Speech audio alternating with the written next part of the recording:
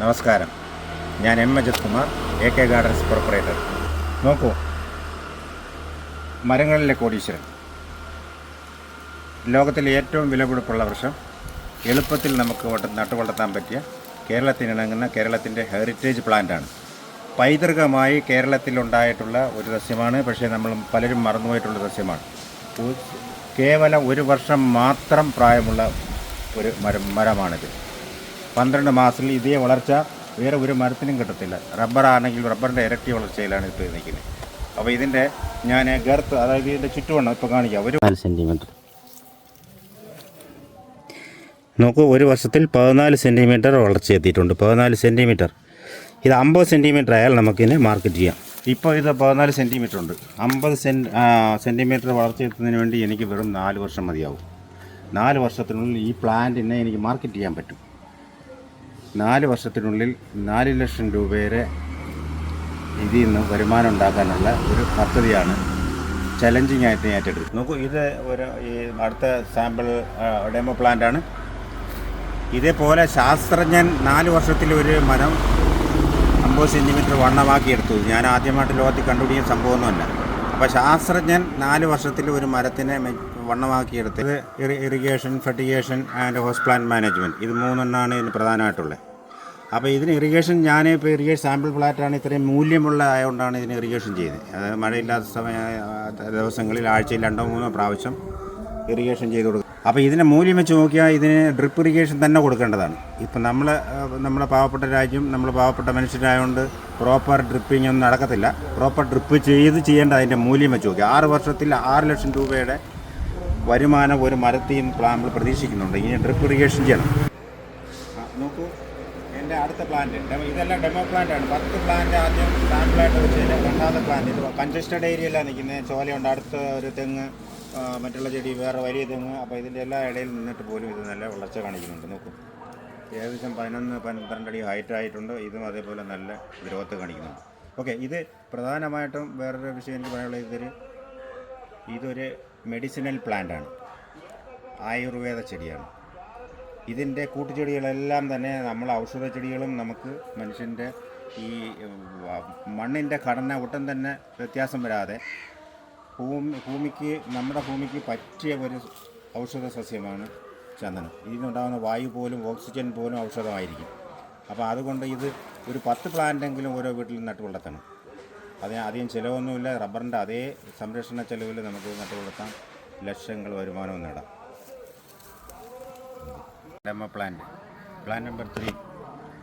അതേപോലെ തന്നെ ഇതിന് ഈസി ആയിട്ട് നമ്മൾ വളർത്തുന്നതെന്ന് പറഞ്ഞാൽ ഇതിൻ്റെ ഹോസ്റ്റ് പ്ലാന്റാണ്. ചുറ്റിൻ്റെ ഹോസ്റ്റ് പ്ലാന്റ് നിറയ്ക്കുക. ആദ്യം ഹോസ്റ്റ് പ്ലാന്റാണ് ഇതിനെ വളർത്തുന്നത്. ഹോസ്റ്റ് പ്ലാന്റ് നിറഞ്ഞു കഴിഞ്ഞാൽ ഇതിൻ്റെ വളർച്ച ഓട്ടോമാറ്റിക് ഉണ്ടാവും. പിന്നെ ഇതിൻ്റെ വളം എന്ന് പറയുന്നത് നമ്മൾ സാധാരണ ജൈവവളം മതി. NPK ജൈവവള രൂപത്തിൽ കൊടുക്കാം, അല്ലെങ്കിൽ രാസവളമായിട്ടുള്ള NPK കൊടുക്കാൻ. ഒരു പ്രാവശ്യം ഞാൻ രാസവളം കൊടുത്തു. അപ്പോൾ NPK സാധാരണ റബ്ബർ പോലെ തന്നെ ജൈവവളം കൂടെ അഡീഷണൽ ചേർക്കണം. ജൈവവളവും രാസവളവും ഓരോ പ്രാവശ്യമായിട്ട് 2 പ്രാവശ്യം വർഷത്തിൽ കൊടുത്താൽ മതിയാവും. അപ്പം വളം എല്ലാം വളരെ എളുപ്പമാണ്. റബ്ബറിൻ്റെ സംരക്ഷണ ചെലവിൻ്റെ ഉള്ളിൽ മാത്രമേ ആവുകയുള്ളൂ. റബ്ബറിനെക്കാളും കൂടുതൽ സംരക്ഷണ ചെലവിൻ്റെ ആവശ്യമില്ല. അതിന് അത്രയും വലിപ്പമുള്ള പ്ലാന്റ് ആവില്ല റബ്ബറിൻ്റെ. അതുകൊണ്ട് നമുക്ക് കുറച്ചുകൂടെ നമ്പർ ഓഫ് ട്രീസ് കൂട്ടി വയ്ക്കാം. അപ്പോൾ 1 സെൻറ്റിൽ 4 മരം വയ്ക്കാം ഇതിൽ. അപ്പോൾ 1 ഏക്കറിൽ 400 മരം, 400 എന്നുള്ളൊരു 300 മരം ആക്കിയിട്ട് ബാക്കി ഹോസ്റ്റ് പ്ലാന്റുകൾ വയ്ക്കണം. ഇതിൻ്റെ ഹോസ്റ്റ് പ്ലാന്റ് എന്ന് പറയുന്നത് നെല്ലി, ഞാൻ പറഞ്ഞ പോലെ അഗത്തിയാണ് നമ്പർ 1 ഹോസ്റ്റ്. അഗത്തി, ശീമക്കൊന്ന, നെല്ലി, മാവ്, പേര, ഇതെല്ലാം ഇതിൻ്റെ ഹോസ്റ്റ് പ്ലാന്റ്. ഫ്രൂട്ട് പ്ലാന്റുകൾ ഇതിന് ഹോസ്റ്റ് പ്ലാന്റായിട്ട് വെച്ച് കൊടുത്താൽ മതി. ഫ്രൂട്ട് പ്ലാന്റുകൾ വെച്ച് കൊടുത്താൽ അത് തന്നെ വളരെ നമുക്ക് അതിൽ നിന്ന് ആദായം കിട്ടും. ഒരു വരുമാനമായിട്ട് ഫ്രൂട്ട് പ്ലാന്റുകൾ ചുറ്റും വെച്ച് കൊടുത്താൽ അധികം എടുക്കാം. 6 വർഷത്തിൽ ഇത് പ്രോസസ്സ് ചെയ്യാം നമുക്ക്. 6 വർഷത്തിൽ മിനിമം 10% മരം വളർച്ചയെത്തുകയും നമുക്ക് മാർക്കറ്റ് ചെയ്യുകയും ചെയ്യാം.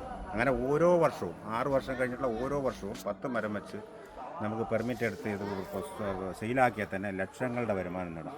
അതാണ് ഇതിൻ്റെ ഏറ്റവും വലിയ പ്രത്യേകത. ഈ കാണുന്ന അഗത്തിയാണ്. ഇത് അഗത്തി മരമാണ്. അഗത്തി ചീരയെന്നും എല്ലാം പറയാം. നമുക്ക് കേരളത്തിൽ തന്നെ വളരുന്നത് ശരിയാണ്. ഇതാണ് ഇതിൻ്റെ പെർമനൻറ്റ് ഹോസ്റ്റ് പ്ലാന്റിൽ നമ്പർ 1. ഇപ്പം നമ്പർ 2 എന്ന് പറയുന്ന പേര, ശീമക്കൊന്ന, അവയ്ക്കുന്ന വലിയ മാവ്, ഇതെല്ലാം ഇതിൻ്റെ ഹോസ്റ്റ് പ്ലാന്റുകളാണ്. എന്തുകൊണ്ട് നമ്മൾ ഞാൻ ഇതിൻ്റെ ഹോസ്റ്റ് പ്ലാന്റ് അഗത്തി എന്ന് പറഞ്ഞാൽ, അഗത്തിയുടെ ഒരു തൈര് വേരിൽ കണ്ടോ, ന്യൂട്രിയൻസ് ഇരിക്കുന്നുണ്ടോ? ഈ വേരിലുള്ള ന്യൂട്രിയൻസ് ആണ്, ഈ വേരിൽ ഇങ്ങനെ ന്യൂട്രിയൻസ് പിടിച്ച് വയ്ക്കും. ഈ ന്യൂട്രിയൻസ് ആണ് ഇത് ടാപ്പ് ചെയ്തെടുക്കുന്നത്. ചന്ദനം സെമി പാരസൈറ്റ് പ്ലാന്റാണ്. അപ്പോൾ ഈ ന്യൂട്രിയൻസ് ആണ് ഈ അകത്തിൻ്റെ വേരിൽ നിൽക്കും. ഇതേപോലെ വേരിൽ ന്യൂട്രിയൻസ് പിടിച്ച് വയ്ക്കുന്ന ഏതൊരു ചെടിയും ഇതിനെ നമുക്ക് ഹോസ്റ്റ് പ്ലാന്റായിട്ട് കൊടുക്കാം. പേര അങ്ങനൊരു ചെടിയാണ്. ശീമക്കൊന്ന, ഇത് സെക്കൻഡ് ഹോസ്റ്റ് പ്ലാന്റ് എന്ന് പെർമനൻ്റായിട്ട് പറയുന്നത് ശീമക്കൊന്ന. അപ്പോൾ ഇങ്ങനെ ഈ ഹോസ്റ്റ് പ്ലാന്റാണ് ഇതിനെ വളർത്തുന്നത്. കാട്ടിൽ നിൽക്കുന്ന മരങ്ങൾക്കൊന്നും ഹോസ്റ്റ് പ്ലാന്റ് ആരും കൊടുക്കുന്നില്ല. പ്രോപ്പറായിട്ട് ന്യൂട്രിയൻസ് കിട്ടാത്തതുകൊണ്ടാണ് അത് 30 വർഷം 40 വർഷമൊക്കെ ആയിട്ട് വണ്ണമെന്ന് പറയുന്നത്. അപ്പോൾ നമ്മളിതിനെ വളർത്തിയെടുക്കും, ബൂസ്റ്റ് ചെയ്യും. നോക്കൂ, ഒരു വർഷത്തിൽ ഒരു റബ്ബറും ഇതേ വണ്ണമാവില്ല. ഞാൻ ചെറുകിട റബ്ബർ കർഷകനാണ്. ഏതെങ്കിലും ഒരു റബ്ബർ മരം ഇത്രയും വണ്ണം കാണിക്കുന്നു ഇല്ല. ഇത് ഞാൻ മറയൂർ ഫോറസ്റ്റ് ഓഫീസിൽ ഇതിനെക്കുറിച്ച് പഠിക്കുന്നതിന് പോയപ്പം ഫോറസ്റ്റ് ഓഫീസിൽ നിന്ന് വാങ്ങിയ തൈകളാണ്. 10 തൈ സാമ്പിൾ വെച്ചു. വേറെ ഒരുപാട് കാര്യങ്ങളുണ്ട് ഇതിൻ്റെ മാർക്കറ്റിങ്. ഇതിൻ്റെ പ്രധാനമായിട്ടുള്ള സംശയങ്ങൾ ആൾക്ക് വരാൻ കാര്യം, ഒന്ന്, ഇത് വളർത്തിയെടുക്കുന്നത്, അതിനുള്ള സൊല്യൂഷൻ നമ്മുടെ ഉണ്ട്. വളർത്തിയെടുക്കാൻ വളരെ ഈസിയാണ്. ഞാൻ ഒരു ചെറിയ കർഷകനാണ്. ഇത്രയും ഈസി ആയിട്ട് ഇത് വളർത്തിയെടുക്കുക എന്ന് പറഞ്ഞാൽ പോസിബിളാണ്. ആർക്കും പറ്റും, ഒരു കർഷകനല്ല സാധാരണക്കാർക്ക് പോലും ഇത് വളർത്തിയെടുക്കാൻ പറ്റും. 2, ഇതിൻ്റെ സേഫ്റ്റി ആൻഡ് സെക്യൂരിറ്റി. കാര്യം ഇത് 4-5 വർഷം വണ്ണമായി കഴിഞ്ഞാൽ ഇത് കള്ളന്മാർ മുടിച്ചുകൊണ്ട് പോകും. ഇതാണ് ഇതിൻ്റെ പ്രധാന വിഷയമായിട്ട് വരുന്നത്. ഇതിൻ്റെ സേഫ്റ്റി ആൻഡ് സെക്യൂരിറ്റിയാണ്. സേഫ്റ്റി ആൻഡ് സെക്യൂരിറ്റിക്ക് ചെയ്യേണ്ടതെന്ന് പറഞ്ഞാൽ നമ്മൾ പുതിയ ടെക്നോളജി അനുസരിച്ച് ക്യാമറ വയ്ക്കണം. ഇതിന് പ്രോപ്പർ സെക്യൂരിറ്റി കൊടുക്കണം. കാര്യം 6 ലക്ഷം രൂപ ഒരു പ്ലാന്റിൽ നിന്ന് 6 വർഷത്തിൽ 6 ലക്ഷം രൂപ വരെ ആദായം കിട്ടുമ്പോൾ ഒരു പ്ലാന്റിൽ നിന്നാണ് ഇവിടെ, ഒരു മരത്തിൽ നിന്നാണ് 6 ലക്ഷം രൂപ. അപ്പോൾ അതിനുള്ള സെക്യൂരിറ്റി കൊടുക്കണം. ഒരു ക്യാമറ, 1 ഏക്കർ വസ്തു അല്ലെങ്കിൽ 10 സെൻറ്റ് വസ്തു ഉള്ളവരൊരു ക്യാമറ കൊടുത്താൽ പോലും 6 വർഷത്തിനുള്ളിൽ ഇതിന് സേഫ്റ്റി കൊടുക്കാൻ പറ്റും. മൂന്നാമത്തെ പ്രശ്നം ഇതിൻ്റെ മാർക്കറ്റിംഗ് ആണ്. ഇതിൻ്റെ മാർക്കറ്റിംഗ് എന്ന് പറയുന്നത് ഇതിപ്പോൾ സർക്കാരിലാണ് നിശ്ചിതമായിരിക്കുന്നത്. നമുക്ക് പ്രൈവറ്റായിട്ട് ഒന്നും ചെയ്യാൻ പറ്റില്ല. അതാണ് നല്ലത്. കാര്യം ഇത് പ്രൈവറ്റ് ട്രേഡിങ് പെർമിറ്റ് ഇത് പ്രൈവറ്റായിട്ട് കൊടുത്തു കഴിഞ്ഞാൽ ഇതിൻ്റെ വില കുറയുകയും ഇത് ചെറുകിട കച്ചവടക്കാർ വന്ന് നമ്മളെ പറ്റിച്ചുകൊണ്ട് പോയി ചെയ്യും. അതുകൊണ്ട് ഇത് സർക്കാരാണ് ഇത് മാർക്കറ്റ് ചെയ്യുന്നത്. നമ്മൾ പെർമിറ്റ് എടുക്കണം. നമ്മൾ കരമടച്ച രസീതുള്ള ഏതൊരു വസ്തുവിലുള്ള ചന്ദനവും നമുക്ക് മാർക്കറ്റ് ചെയ്യാൻ ഫോറസ്റ്റിനെ സമീപിക്കാം. പക്ഷേ മിനിമം 4 മാസം മുതൽ 1 വർഷം വരെ എടുക്കും പൈസയായി വരാൻ. അതുകൊണ്ട് നമുക്ക് പൈസയ്ക്ക് ആവശ്യമുള്ള സമയം എന്ന് വേണം, അതിനനുസരിച്ച് മുന്നേ തന്നെ നമ്മൾ പെർമിറ്റിന് അപ്ലൈ ചെയ്യണം. 1 വർഷം മുന്നേ പെർമിറ്റിന്, ഇപ്പോൾ 6 വർഷത്തിൽ നമുക്കിത് മുറിക്കണമെങ്കിൽ 5 വർഷം ആകുമ്പോഴത്തേക്ക് പെർമിറ്റിന് അപ്ലൈ ചെയ്യണം. ബാക്കി പ്രോസസ്സിങ് എല്ലാം ഗവൺമെൻറ്റാണ് ചെയ്യുന്നത്. ഇതിൻ്റെ വേറെ പ്രത്യേകത എന്ന് പറയുന്നത് ഇത് എല്ലാ ഭൂപ്രദേശത്തും ഇത് വളർത്താൻ പറ്റില്ല. ഇത് ഇന്ത്യയിലും ഓസ്ട്രേലിയയിലും മാത്രമാണ് ഇത് കൃഷി ചെയ്യുന്നത്. അതിനുള്ള അറ്റ്മോസ്ഫിയർ ഉള്ളത് ഇന്ത്യയുടെ പ്രത്യേക ഭാഗങ്ങളായ കേരളത്തിൻ്റെ കന്യാകുമാരി മുതൽ കാസർഗോഡ് വരെയുള്ള എല്ലാ ഭാഗങ്ങളിലും ഇത് ഈസിയായിട്ട് നട്ടുവളർത്താൻ പറ്റും. അപ്പോൾ അതുപോലെ ഓസ്ട്രേലിയയിലും പല ഭാഗങ്ങളിലും. അപ്പോൾ ഇത് ലോകത്തുള്ള മൊത്തം മാർക്കറ്റിലുമാണ് ഇവിടുന്ന് പോകുന്നത്. ഈ കേരളത്തിൽ നിന്നും മറയൂരിൽ എന്ന് പറയുന്നത് മറയൂർ മാർക്കറ്റാണ് കേരളത്തിൻ്റെ. എവിടെ നിന്ന് ചെന്നാലും പോയാലും അത് മറയൂർ മാർക്കറ്റ് ബേസ് ചെയ്താണ് ഓപ്ഷൻ പോകുന്നത്. അപ്പോൾ അതുകൊണ്ട് മറയൂർ മാർക്കറ്റിലെ ചന്ദനത്തിനാണ് ഏറ്റവും ഡിമാൻഡുള്ളത്. ലോകത്തിൽ ഏറ്റവും ഓയിൽ കണ്ടൻറ്റുള്ള, അതായത് ഇതിൻ്റെ പ്രോഡക്റ്റ് എന്ന് പറയുന്ന ഓയിലാണ്, ചന്ദന ഓയിലാണ് കോസ്റ്റ്ലി. അതാണ് ഇതിൻ്റെ ഇല ഒഴിച്ച് ബാക്കിയെല്ലാം ഉപയോഗിക്കുമെന്ന് പറഞ്ഞല്ലോ. ഇത് ആയുർവേദ കമ്പനികൾ ഇതിൻ്റെ ശിഖരങ്ങൾ, വേര്, മറ്റ് പാർട്ടുകൾ എല്ലാം, കാതലില്ലാത്ത ബാക്കി എല്ലാ പാർട്ടും എല്ലാ ആയുർവേദ കമ്പനികളും ഇത് അവിടെ മറയൂരിൽ നിന്ന് ലേലം പിടിച്ച് എടുക്കുന്നുണ്ട്. ഇത് പ്രൈവറ്റായിട്ടാക്കും നമുക്ക് ഹാൻഡിൽ ചെയ്യാൻ പറ്റില്ല. നമ്മുടെ മെയിൻമി അതാണ്, നമുക്ക് കർഷകന് ഇൻ്റർനാഷണൽ മാർക്കറ്റ് പ്രൈസ് കിട്ടും. അതാണ് ഇതിൻ്റെ ഇത്രയും വില നമുക്ക് കിട്ടാനായിട്ടുള്ള ഒരു സാധ്യത. അപ്പോൾ ഇത് പ്രൈവറ്റൈസ് ചെയ്താൽ പോയി.